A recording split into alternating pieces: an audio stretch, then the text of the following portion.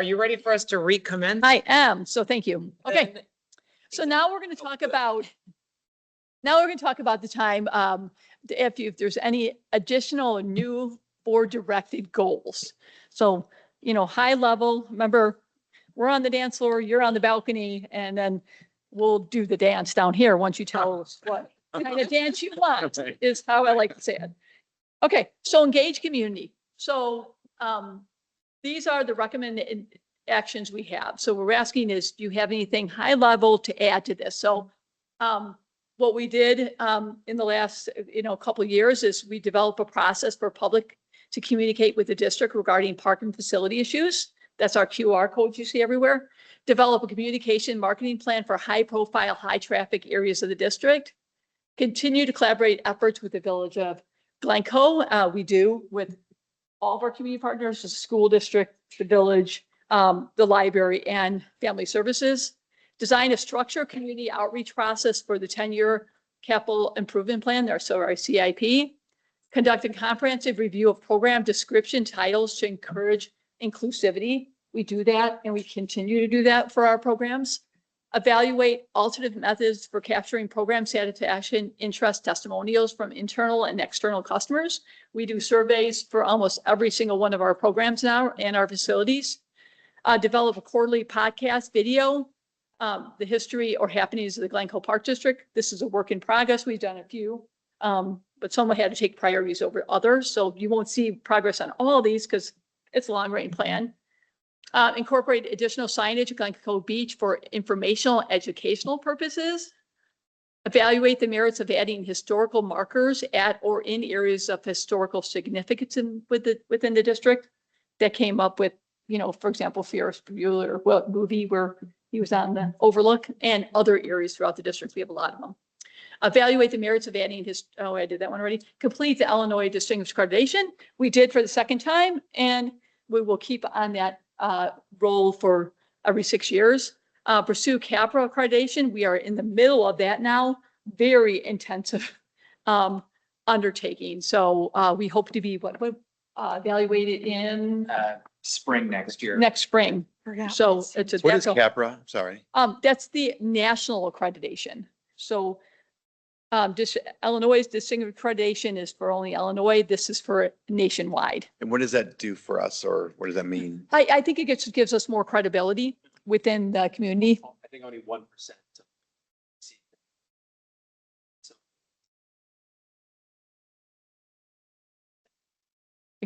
Compared against anybody else in the state. So it really looks at our policies and procedures and everything. I also think while what it does for the community is great, what it does for the staff is phenomenal. It gives them this sense of we are working at the best of the best. And so Yeah. it pushes them as well. Makes us continually evaluate our policies and procedures and, make sure that organizationally we are doing the best we can. I was just gonna say, does it also help in situations that we had recently with our local senators? Where we were, lobbying to. Does give us Yeah, more 'cause they could, credibility. like, throw something to- Absolutely. Absolutely gives us more credibility. And then obviously apply for the National Gold Medal, which we have the last 2 years, and we've been finalists both 2 years. So we'll probably keep on doing that till we win it, and then we'll be off the cycle again. So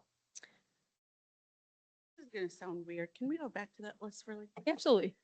So the part where it says develop a process for the public to communicate with the district, is that process inclusive of like what we've been experiencing, like people aren't necessarily happy or like they want changes? Is that what is considered part of the process, or is that something completely different? So that particular one was regarding park and facility issues. So we were having people say, garbage cans are overflowing, and they had no way to notify us, on a timely manner. They didn't know what to do. Okay, except 3 months later, we hear, I'm mad because the garbage cans are overflowing, or there's garbage in the park, or something's broken. It could be. So it's a Erin. QR code that we have on like all the garbage cans. Right. So it notifies me, Kyle, and Jared immediately. You can attach a photo. We can track how many of these we get per year, and then we can also see what the issues are, and they can add an email address. So it So- gives people immediate like satisfaction when they see something. If the like something's swing's broken, it's I got it. reported. It's effectively the voice of the customer. Sure. Mhm. I So got that's it. what that means. And we get a handful. We're not getting a ton of these per year.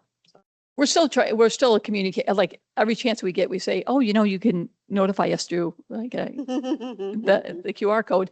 So, It gives us data. yeah, it gives us data too. Yeah, no, it'd be great if they reuse it. Exactly. That was my thought. Is like once you collect the data, Mhm. you can see where the pain points are. Yeah, Yeah, exactly. to see if there really is a problem. Right. Because sometimes some people's interpretation of a problem is different than our interpretation of a Yeah. problem. So it kind of helps us to see if there really is an issue. Could be subjective. Yep. Okay. So does the board agree with the current approach to public outreach and after a community meeting? So as we talked about earlier this year, for example, West Park, we had people come after the fact, after we approved everything, and said, well, I didn't know this was happening. Even though when we did all of our community meetings, community outreach, everything, we said, okay, so the next process is you could follow along with this project on our website, on our board agenda. That's kind of our philosophy. Once we are done, we're like, okay, what do you think? So does the board agree with that philosophy, or do you think we could do anything better for public outreach after we have those community input meetings, or after when the board's ready to make a decision or anything like that? Would you like us to do anything else? I think the technology is changing faster than I think we often think of. Is there a way that we can incorporate SMS to text Mhm. people? Because I think people are not reading their emails as much because we all get Great. email. Is there a way that we can text them saying, hey, there's an update to our website, check here? So Aaron can answer that question, but you have to remember that not everybody leaves a phone number or a legible phone number or legible email. So I'm putting that out there because I just want you to think about that. Is there a level of if we do it, then they don't get a phone call? What will they think? But Aaron, could you But speak to I that? think we can communicate to them that way, saying, Yep. We can, because I think we rely a little bit on we put it out there and we expect you to see it, Right. Right. as opposed to, We absolutely do. hey, do you want us to push this into your inbox? And that way, Want to be on a listserv. do you want to be for on the- it? Yeah, and for this volunteer be on issue. it would be the Yeah. only thing. So, I'm just thinking of like how we're working. so what you're saying is that at those meetings, we could say, if you would like further information on this project, please sign up for Yes. the If you want listserv. updates on this project here. So this way we can tell people at West School, hey, not yet. The answer that we put it on our website is probably not as adequate going forward as it is. We put it on our website and we texted you about it, right? It just covers. We can, if that's something. Erica, did you have something?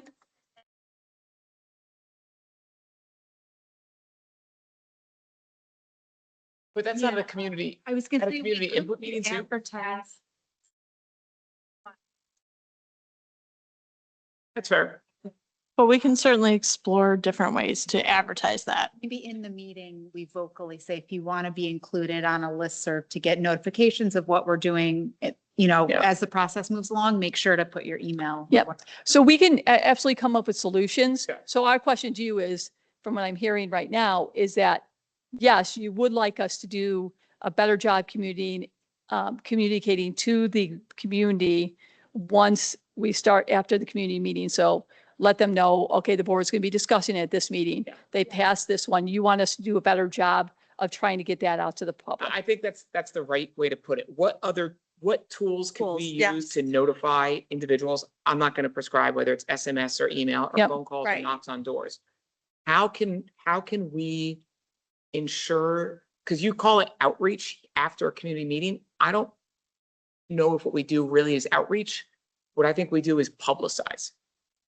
And so if we're going to think about outreach, that is, what are the methods that you want to use? Okay, so that's something we could add to our, coming back here, is we could add onto there is that outreach after community meetings to keep the public, Updated, yeah. we'll figure out a way to say it, right? The interested public. Just even backing up, like, be clear education for the public on how it works. Like, Yeah. I know it's probably right on our website, but like, you know, ever so often repetition of views you can use, like, this is how we make decisions. This is how you engage with these topics. You Yeah. come to a meeting, you check How the would you write website, that as a goal? Would you say just, Yeah, I think it's educate the community on the, I think you can put the two things on the together, process, yeah, right? like- Like, I think, Lisa, I think it's, I don't think it's a develop. I think it's a continue with public outreach and ensure, you know, and so this would be another, ensure- so continue with ensure public community outreach is updated on processes And and protocol. and program and Results. and And it- results. it's Okay. processes and results. Lisa, Results, yeah. That's Yeah, great. forgot that. That's good feedback. And I think, Lisa, I think you could do it as simple. I mean, again, I hate to prescribe how you're gonna do it. Yeah, you I know, think you can do this as simple as in the Glencoe, what's that? I know you Inside want to give, you know, Like, but that we're up here high level, so. Yep, Okay. fair, Yeah, fair. no, yeah. I think that maybe I'm saying this, we're saying the same thing. It's people are digesting information in different ways.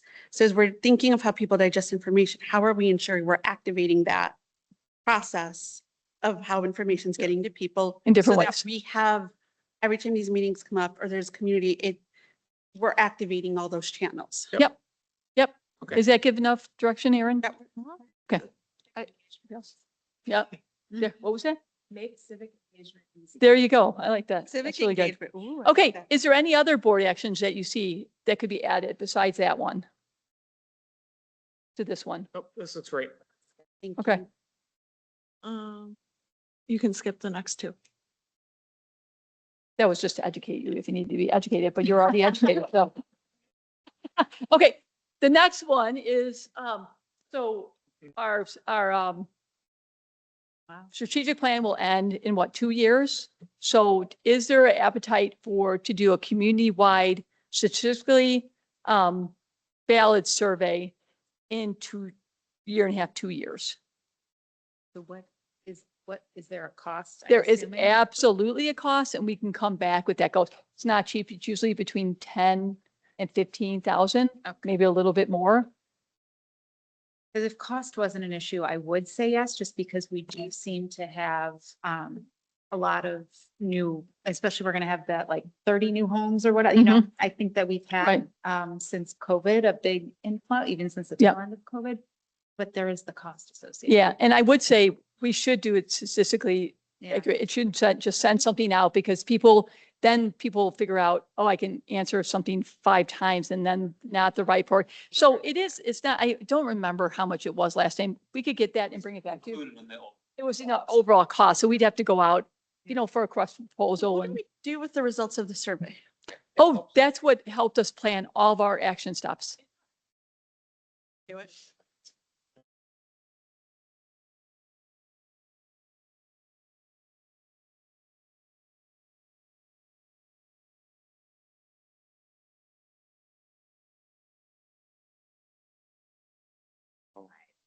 Right. I think keeping it fresh is important. And it could be geared more to not like our last community-wide survey was on, it was very heavy on facilities. Yeah. So it doesn't, Yeah. because we did our master plan portion, that's still good. It could be very heavy on just That's interesting. programs or you know, things like that. Yeah. Slightly different. That's going. Yeah. Stuff like that could be more directed to that. The reason we ask so far in advance is number one, we want to budget it, right? In the future. Plus, it takes a good long time to develop those questions, which come back to the board because this is the board survey. So there might be a little subcommittee that comes back. So while we wouldn't send it out until probably January of 2028, because that was 4 years ago, we sent out the other one. Believe it or not, we planned that far in advance, but we have to take a lot of time. So do you guys have an appetite for that? So I have an appetite. I just want to be really clear. This is a midpoint survey. So would we be doing another survey like in 2030? Yes. Yep. When you're redoing the master plan comprehensive plan. Yes. Yep. I And think it- that's what I'm trying to understand is by doing the survey in 2028 and it. Oh, feeds and not into- in 2030. I'm sorry. It would be 10 years out. So it'd be, Yeah. 2034. Got it. Yes, Okay, yes, sorry. that makes. Yep. sense, Yeah. Yeah, let's do it. I know, isn't it crazy? But that's what we have to. That's what our job is. And your job as a board is to think long-term, right? Every decision you make affects your kids, here. Gary? Yeah, I think it's good. Yep. You Okay. guys are telling us things are changing around here, so Mhm. as well get in touch with it. I agree. Like I said, won't be for a while, but we just have to start thinking about that eventually. Right. And by the way, this is, if you're a really good district, this is a really good practice to do it that often, especially if things are changing in the nation, in the community, everything like that. Let's get the next two. Okay, that was just general about last survey. That was about the last one. Okay, great. Okay, so anything else on public engagement? Okay, you want to do this one? Sure. So next we're going to talk about program effectiveness. Obviously, this is related to our area around programs we talked about. So the current recommended actions are apply the recreation service analysis. That's got to do with how do our programs meet our mission and our values. They're not for just generating revenue or profit. They're actually doing what benefits for the community and how we approach that. And how they fit in with the district's culture and mission and value. Continue to evaluate existing partnerships and agreements. So those are things like our affiliate agreements, GBSA, AYSO, GGHP. So we did a full analysis on that. Develop and champion a Glencoe provider inventory and network. That's got to do with some preferred vendors. Also to look at some new partnership opportunities, both internally within the community and externally. You'll see things like FSA, Game On, new partnerships with the village on maybe a special event. Do a SWOT analysis around adult and preteen and teen programming, which we're in the midst of right now. Identify constraints and barriers to access programming. So looking at why is there groups in the community or people who aren't doing our programs and why is that and how do we eliminate those barriers, develop initiatives to engage with diverse individuals and understand their needs. It's kind of similar to the one above, and then create an annual district master program life cycle document. What that is identifying all of the programs we have in the district and where they fit in. So you've got programs that are brand new, programs that are growing and accelerating, programs that are kind of stagnant or kind of consistent, and then programs that are dying. Those buckets, you don't want to have all of your programs in one of those buckets. You want to have it very diversified over so that if you have programs on the decline, you have an equal number or more programs on the new upcoming. So you want to diversify it. So after listening to those, is there any actions that the board thinks we should add as a priority goal under program effectiveness on a kind of high level? High level, I'd say identify new programs. I mean, it sounds weird to say that, but like as I look at your list. So that's a little bit underneath our SWOT analysis. We've done, as well as with the adult programs, we've done a adult special interest survey this year. You may have seen it where we've asked the community what times work for you, what kind of programs you're looking for, the lengths of programs. And to be honest with you, not a huge amount of insight from that survey. They're saying we want more, and what you're doing is what we like. So wine walk to Cork, dinners, smaller groups, one-off events. Yeah. And just so you know, on these, if it's things that we do as part of our industry and part of our normal operating practices, they don't make it up to a goal. So for example, identifying new programs, that's something that I challenge the staff yearly to do. And, so that's all a part of what we normally do. Does that make sense? Okay. What's the process on the pre-teen and teen programs? Like, are you reaching out to teen, like how do you? Yeah, it's going to be things like focus groups. The survey was the start of it. It's also looking at, it's a full SWOT analysis. So what are we doing internally that's good and bad? And then what's going on in the market outside, right? So what are the competitors? Obviously, we've got GGHB, GYS. They're doing a lot of high school. That age group is very, very busy. They don't actually want to be signed up for programming, is what they're telling us, because they're sick of being signed up for programs. Yeah. And also for them, jobs is programming, right? So that's where employment So that it's just doing a full review of that. So we're in the gathering information. We're looking at the SWOT analysis, looking at our program makeup right now. So Adam's actually been leading a lot of the charge on that, and then doing some specific surveying of those groups. And then we're maybe doing some actual focus groups as well. We also look at our facilities. So do we have facilities available for drop-in programs? That's what a lot of actually adults want. They don't want program, 8-week program. They want drop-in things. So the fitness center has been very successful for both adults, older adults and teenagers. Ceramics has been another one of those that art has been very successful. So Run Club, right? Yeah, and the one most people don't even think about, open hockey and open skate. Yeah, there you go. Those are ones that's the teens. That's if you go to the rink on a Saturday or an evening time, that's all teenagers doing pickup, learning how to turn up, not knowing 25 people and learning how to play hockey in a group or skating. I see a lot of programs. Yeah. That we offer that is actually more appealing. And it's funny, I hate to tell parents this, and they tell you, but what you want is not what they want. Yeah. You know, so you really have to have a sit down, like, what are you looking for? And that's what we're trying to do through those focus groups, right? I have a similar question for identifying constraints and barriers to accessing programs. I really love this one. Mhm. I also think it's probably hard to get to those people. Like what are the thoughts? I'm just curious as far as how to.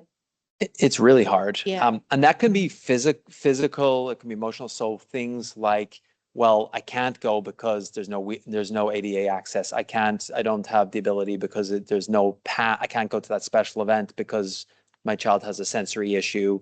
And Can't get someone to give me a ride there. yeah, right? Do we send out an email asking like what, I guess, how do we? so we're working, that one is a little more challenging. So we are working on it. So in some of our surveys, we do ask questions around ADA and access, inclusion. That one's a little more, I don't know if you have anything. Well, it's also.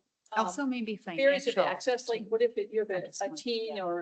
or an adult who doesn't know, who's new into town, doesn't know anybody. Yeah. And that's a barrier to access because they don't want, they feel inhibited to go by themselves. Mhm. So it's all those things. And I'm gonna say, we don't have the answers for all these. We had to I see. prioritize, Yeah, when yeah. we go through our goals, we had to say, okay, here's priority, what we can do short term, medium term, long term. And to be honest, that one's a long term one, because that's one of the hardest Yeah, ones. yeah. Okay. Scholarships, like right now, we have a scholarship program, but is our scholarship program The right, unrealistic? Like, you know, you have to make barely anything to get that money. Should we be looking at the reality of, is someone's in Glencoe and one of the, you know, if there's two people working and one loses his job, but the other one's still making, like, or like, you know, 30% of the you're average working, but GDP as can't opposed do- to 0% Yeah, of it, right? exactly. Like, so can we Yeah. look at, should we look at that? Should we look at access to our facilities? Are we Yeah. making those I barriers? feel strongly that we Yeah. should. You know, instead of putting barriers up, are we taking barriers down to access to our facilities, going to the beach, going to Yeah, the ice rink? a couple ones, like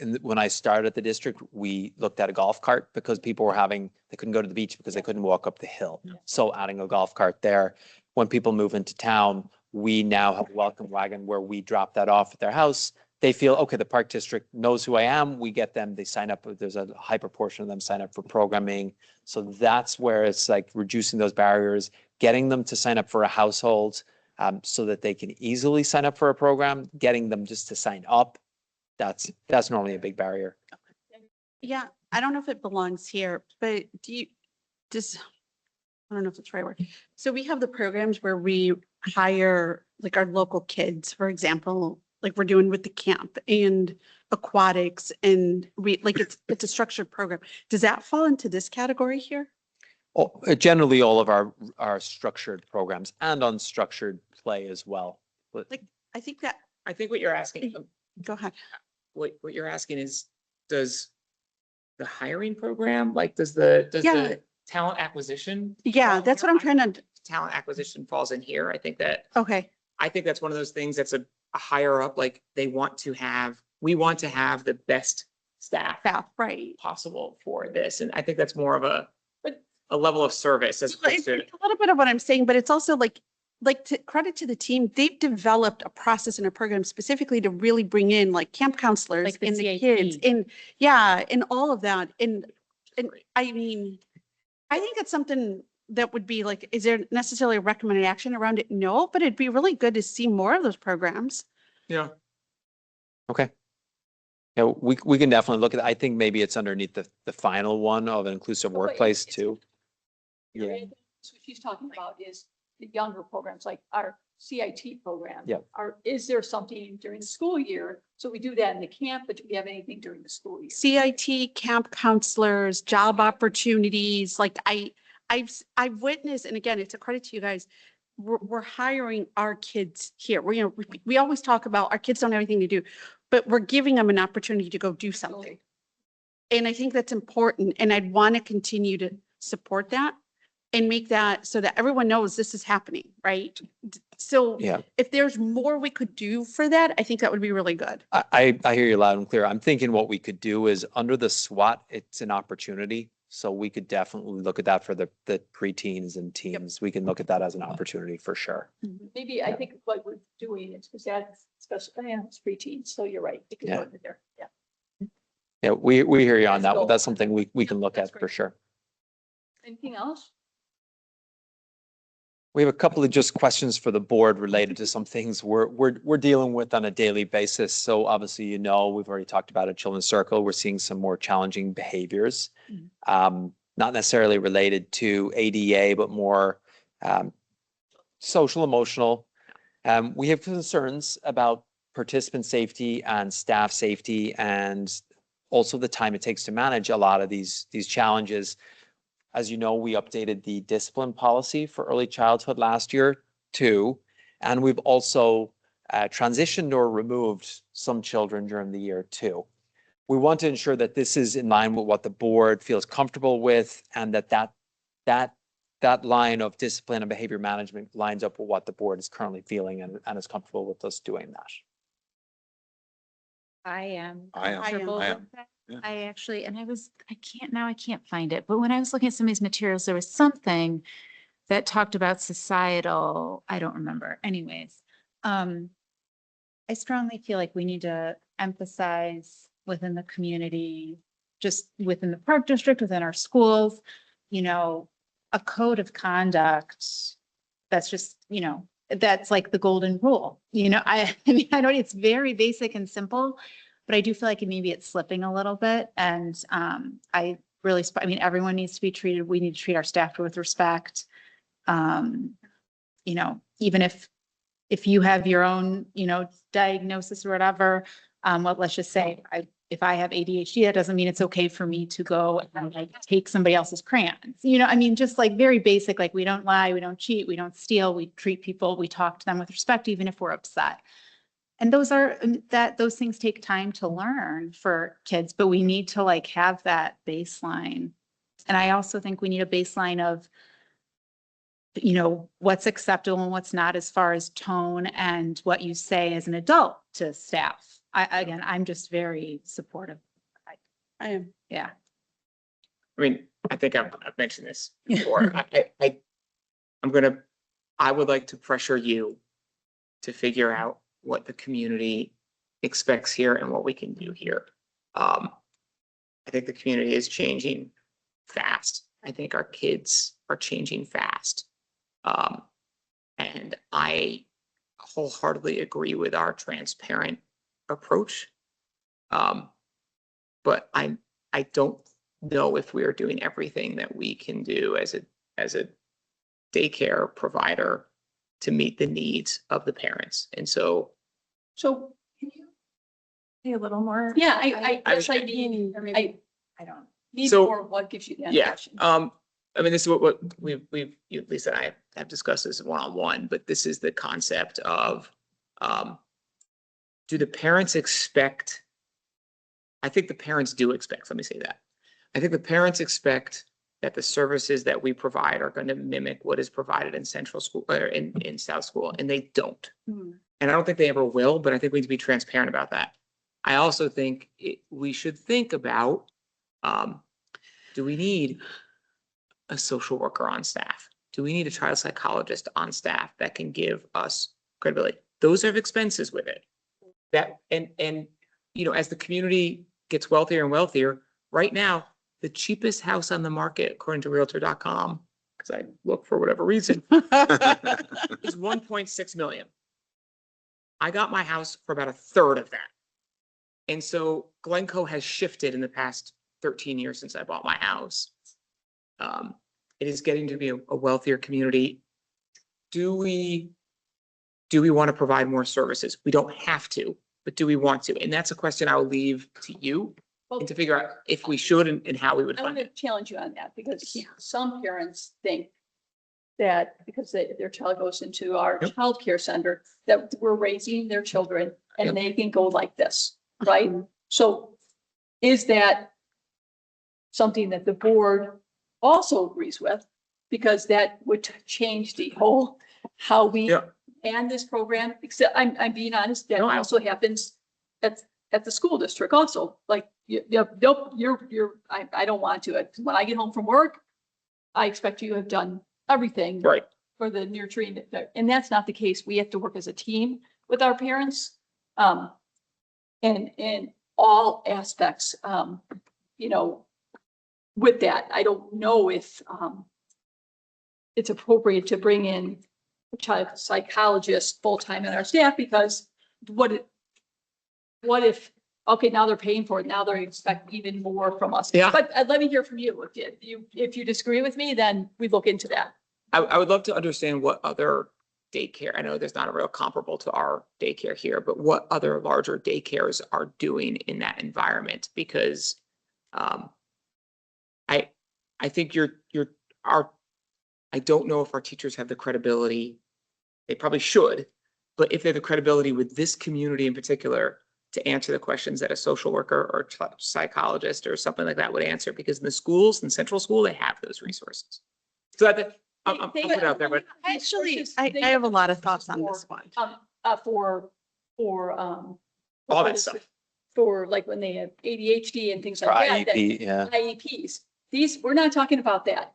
There's resources, there's early childhood resources for children that get diagnosed and have IEPs. That is something totally But I different. think it's This just is, we're like talking basic behavioral behavior. or social emotional. Then we are talking about IEPs or. You're talking about, are we comfortable being the parents or stepping in to say, hey, your kid's out of line? You're talking about, we need to start providing additional support because we need to start getting more consistent with the school philosophy. What I'm saying is I am not We're not a school certain. though. We're not. No, I get it. I get it. I know we're not a school, but I am, We're a childcare center right, for infants to 5 years old, which is totally different than school age, right? right. The development is totally different than when they get to kindergarten. If I'm not mistaken, I'm sorry, I'm gonna go on a little bit of tangent, 'cause I have a lot of thoughts on this. Let me get them all out.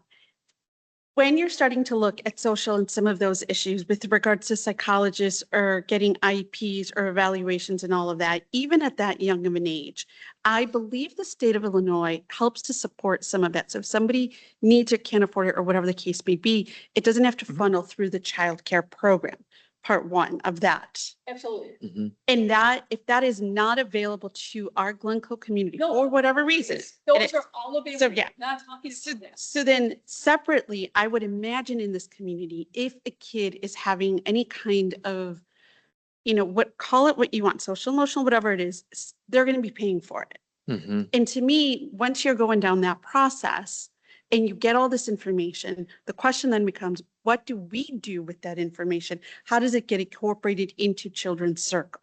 And are we meeting those parents to make sure and say, hey, loud and clear, heard you, you got your neuropsych. I now know that this is what's going on with the kid.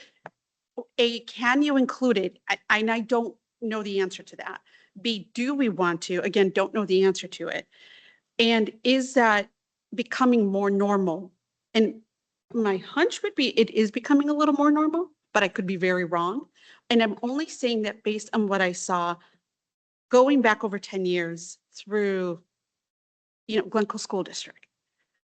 The separate part about it's a child care, and to your point, Lisa, like kids are being dropped off and it's like you're the parent.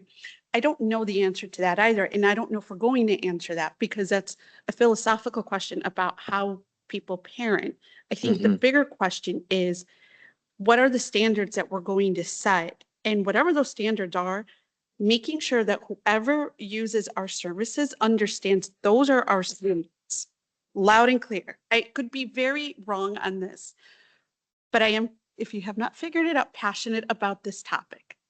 And as long as standards are being effectively communicated and policies are designed correctly, and to Michael's point, we're getting feedback from the community, I'm not 100% sure we're ever going to be in a position where we start incorporating all of the outside experts to redesign our childcare facility. But I think it'd be very that's not what hard. I'm not asking that we have, um, that we replicate what the school replicates.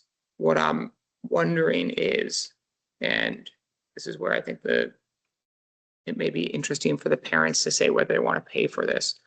What I'm wondering is there someone, do we want to externally send people externally to get the sort of initial help they need? Or do we want to take that on in-house as a credible way? And we may not want to take it on in-house.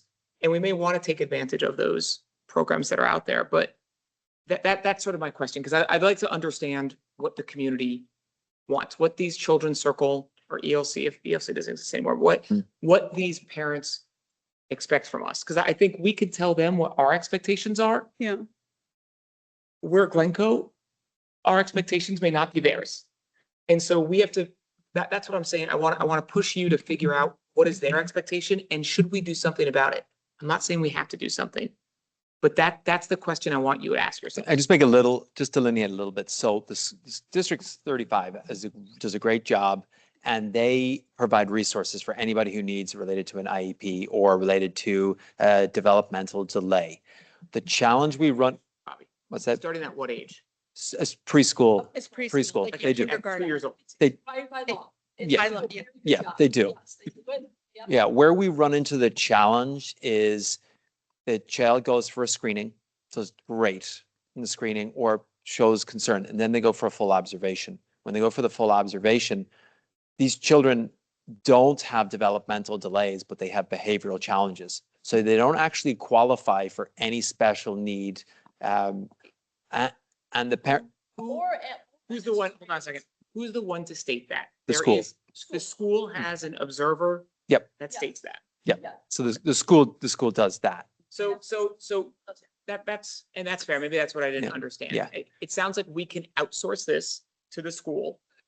to Yes. Observe the behavioral challenges, and then what? So we have to, so I will say the behavioral challenges is in a separate bucket. So behavioral challenges and IEP and developmental delays are in kind of a separate bucket over here. And then behavior is in another bucket that doesn't qualify. It doesn't mean you have a disability. Right. So now what do we do with the kid? And that's the group where we're having the challenge, because it's not necessarily a developmental delay or a disability or a lack of being able to, a speech issue. It is probably got to do with maybe something at home, or we don't even What know. was doing it? We don't My- even my know. point is, Yeah. Do we feel comfortable then at the point of saying to a child, a parent, that, hey, you don't have a disability per the definition of D35 or whatever the Illinois public is. You have behavioral issues. We need you to follow the guidelines or find a new place. Like, and that's my question. Like, or do we Yeah. do we have an in-house resource that helps them overcome this behavioral issue? Because I know it's a parent job to do. I hear you.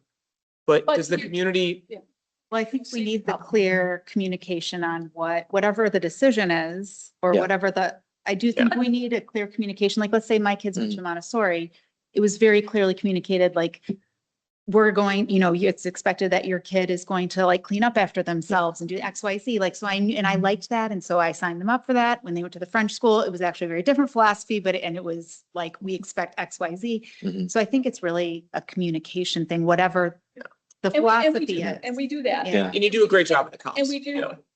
our teachers are trained and on different techniques to help behavioral issues. Mhm. It's the point when we've tried everything, Okay. right? So we've explained the expectation. We've tried every kind of behavior modification and techniques that we have, and they're still a danger to themselves, danger to the other students, a danger to teacher, or disrupting the classroom so much that it's taken, one teacher is taken away from the learning. And that's my point, Lisa. It's that at that point, do we, when the teachers have exhausted all the options and the teachers are primarily there to teach, secondarily, tertiary for the psychological expert thing, at that point, do we want to have it in-house? And I don't know the So answer. here's And the I thing, just don't. is that we have to decide, we are a group child care center, a group child care center. Are we also going to say that child's having so much behavioral, we're going to take them out of this group child care and work one-on-one? Now, what happens if we have 10 of those? Yeah. Yeah. We're going to have 10 individual one-on-one teachers that the cost now gets passed on to all the parents. I know. Is that now we're not doing what we said we were, which is group childcare. We're actually providing nannies one-on-one for the child. It's which is what it has to be. The re- So here's at some point, are we okay saying this program is not the right program? Right, and that, That's and what- you Yeah. could get there. I think you're looking at this in an extreme way of a one-on-one, where my thought was an hour, like there's 40 hours in a week.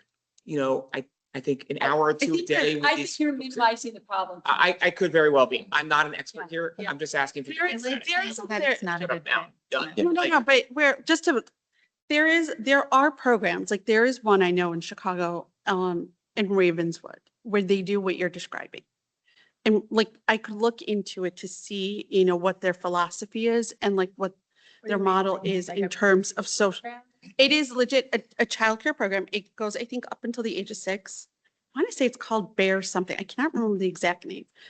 Where they work with more on a therapeutic childcare basis. That's what it's called.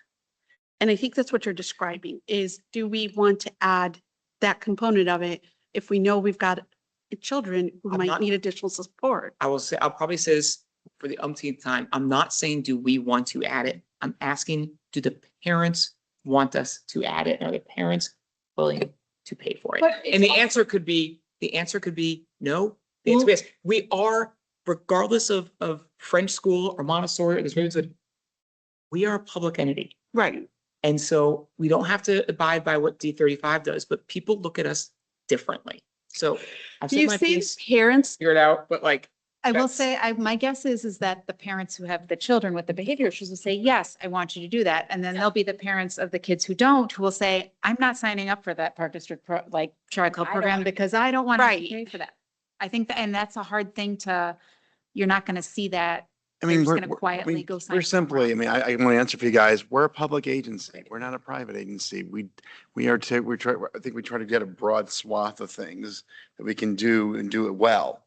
Our goal is not to cater to every single thing out there. It Right. just isn't. We just can't run every This might not be. paid for us. disability, we just can't be that. We're not being that. And you're not changing the whole park district overhauling to do that. And I think I'm not telling you what to do, but I know what Michael's saying. I don't really care if the community wants that. It sounds terrible to say that, because it's going to be the people, I think we have to know what we are, and then we tell them what we are, and then they come to us if we can handle them or not. That's it. We want to cater to every single kid, of course. It's just not possible. And that is part of the challenge. That is the challenge We are we're a dealing public with. agency. We're Yeah. a public agency. And all transparency, we've had a couple of children transition to other schools that have different types of resources and thrived, which to us, the parents be like, well, they thrived in that. We're like, we were saying that's great. That's what we wanted. That's Yeah. it's not saying there's something wrong with our program. It's just not a good fit for Bobby, that it child. sounds to me like Yeah. everyone is okay with the current approach. Yep. Yeah, Okay. yeah, Mm. we understand, what we're saying is we Where's understand that this conversation? program is not perfect for everybody, and we're okay to say, okay, Okay. it's time to move on. And that's Just an because you important, will people get very angry at Yep. sometimes we live though, and there's, so we just Yeah. want to make sure you're still okay. with You're that. not going to make everybody happy. Nope. But to do another step, we are gonna form early childhood advisory committee. Right now, we have a group where we meet like every 3 months and all parents can come. We're gonna bring, the parents together, like have, just like the beach. So pick out one from each classroom and actually have them talk about these issues also. So to really understand what they want curriculum wise, what they want this, because we are play-based. And there's some people that I want worksheets and we're like, oof, we're play-based, that we don't believe in the worksheet, that maybe you need to go to a different program if Yep. that's the kind of education you want. But again, we have to talk about that. So. Yep. One final question related to early childhood, I swear. So teacher quality, over the last 3 or 4 years, we've been transitioning some of our part-time teachers into full-time teachers for recruitment, for retention, for quality. It's working out very, very well. Obviously, there's a financial cost to that. Is the board comfortable with us continuing that and us passing that along in terms of participant program fees? If you haven't heard complaints about it, I'm okay with it. Okay. Yeah. I mean, this was, we beat this dead horse for Yeah. years and years. We just want to make sure if there's 4 new You're board right, members right, that, Yeah. right. that we want to say, okay, this is, it's been a very, very successful approach. It's a lot easier managing full-time teachers and you get that consistency in the program for, they don't need this quite as often. We have a full-time there in the morning and at night. So that seems to be very successful and it's more of insurance cost, but that again, because this program is not subsidized, it has to meet its Yeah. indirect expenses that get passed on to them. Lisa, I'm okay with it. I do want us, I would like you to consider reviewing the scholarship policies though, in case we hear challenges. That's absolutely a good idea too. Yeah, Put that's a on good a idea. goal is to review Scholarship, yeah. the amounts that we have. Maybe that's a good for And that can discussion, go- how much you guys yeah. are comfortable with Yep. subsidizing to that. So, That can be one of the Because- initiatives yeah, under- that's a great underneath. one. Yep. So we'll add that one. That's a Yep. great initiative. I agree with you. I think that's something we have to look at. Okay, so. Oh my gosh. This one. Yeah. So I think we're running out of steam. So is everybody available for the August committee meeting, which is, What What's the day? date? can someone give me a calendar? I have it. I believe it's going to be August 4th. Yeah, I'm available. Yeah, Yes, I am definitely available. yeah. Double check. Is everybody here that day? I'm gonna double check, but I'm pretty sure I'm here. Because if Yeah. everybody's here, then we'll, I know Erica's not, and I know Bobby's not, but we need Kyle, and that's the, Yeah. we need here. I'm So here. if everybody's here, Oh, yeah. we'll continue this conversation. I just want to make sure everybody's here, because when we do.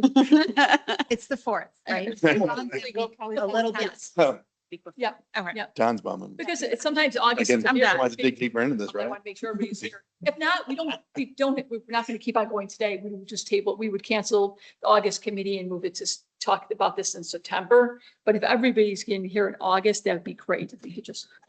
leave this Plan to be here. on. That's a good idea. Okay, great. So we did not plan to go through all of it to scare you, but so that we'll stop it here. We'll table this and kind of get an idea of how questions we're going to ask. So you can think about this one as far as the questions, if you want a little preview, the questions we're going to ask about this one, I believe it is, what does beautification mean to you? That was gonna be my. So this is something I wanted to I give know you- this was the one I was excited about. I honestly, I'm like, well, I don't see beautification enough. So- What does that mean? That's what we want to ask. So that's something, if you want to take some homework, like what does beautification That's mean great. to you? And Out in the so we community, need yeah. to know that and at what level you want. And we won't have an answer at that meeting, but we'll come back with costs. Once you start going, I want this, this, and this, we'll say, Yeah. okay, this is how much it costs to do that. Can I Right? add to it? Like No. use, yes. Usage of like some of our facilities, like I remember like the greenhouse, for example, and people were like, that's such a cool space. It's been beautified, but like, can I rent it out? Like, could we do that? Yeah. Yeah, it's not designed as a rental. And I'm like, do they want a gala? It's a working facility, like, it's a working facility. The tables in there are Pretty. for, I know. It it's is beautiful. They can rent out the gazebo, Yeah. Cock Park and It's a- enjoy it. To rent it out totally changes the Yeah. purpose of it. To be honest with you. The Totally the changes. task force has looked at it, so we have to think about things like, do they leave the doors open and destroy the greenhouse task force discussed renting it out. So things like, do they touch plants that people had planted and becomes, do they put a disease and, yeah. They want to rent it during our growing seasons. That's. yeah, I that got it. was- Okay. Space That constraints. wasn't maybe. designed. It is, but it is that pretty. It is So very pretty. It is. Lisa, is there any reason to move into executive session? I think they're done. No, there's no. no, Okay. I'm gonna recommend a motion to adjourn. Second. So move. Who's So first, moved. who's your second? Nicole moved it. Jackie seconded it. Okay, All in please. favor? Aye. And it's what time? It is 9:24.